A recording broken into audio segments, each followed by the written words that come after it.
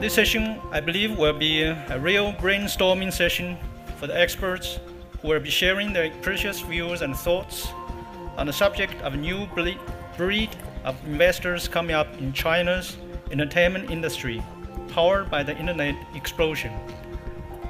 The discussion blends in well at a critical and opportune time when China has decided to give the entertainment industry a big shot in the arm as part of the country's stand-up campaign to make the world understand more about Chinese culture. 今年上半年，电影行业应该用繁荣来形容还不够，应该用疯狂来形容。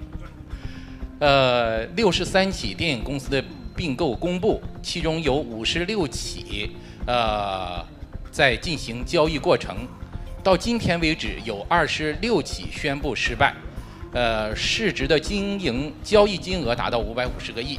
所以呢，电影行业这些疯狂的并购，他们呢，我们看到了一个行业的崛起。我相信他们是这样的一个逻辑的，就是任何一个行业的兴起都是由大量的并购产生这些行业的寡头的，因此他们现在都在跑马圈地，我相信是这样的。但是在这种并购当中呢，很高的对赌，电影行业是56.8%的对赌，我相信能够完成的很少，如果完不成，就会两败俱伤。In relation to the panel discussion topic here about the entertainment space and media space in China, I mean, we've seen a lot of trends that has happened in the last couple of years that, in my view, represents what we saw in the United States probably around 2 decades ago, right? So for me, a guy from New York, and having lived in China for the past 8 years, we see a lot of similarities in what's happening.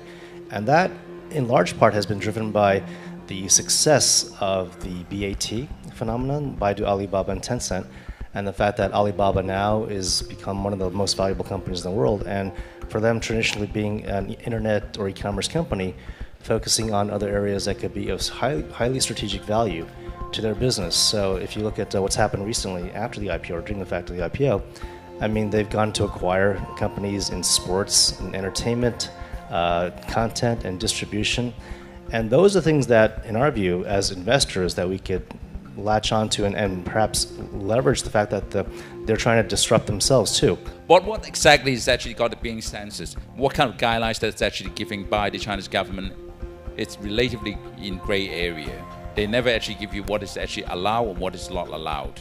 I mean, a lot of the topics, of course, I mean, you talk about common senses like pornography, extreme violence, those are things that's actually in common sense that will be prohibited. I watched a movie, I think it's a quite popular movie from Taiwan a couple of years ago, a few years back. I think it's called Apple in My Eyes, last Saturday. It was actually quite a few scenes which get cut out. One of the scenes I remember compared to the original versions, what is actually cut out by showing the flag of the Taiwan. Whether it is necessary, of course, it's subject to the Chinese government how to interpret that. But anyway, there are so many other things that are actually considered to be censored. For example, with any other things that actually come into the disharmony of the society, but they never actually give you any specific guidelines. It's just that actually I think there's still a lot of money around these areas. I mean, there's so many other contents that you can produce and actually get you without actually getting into troubles.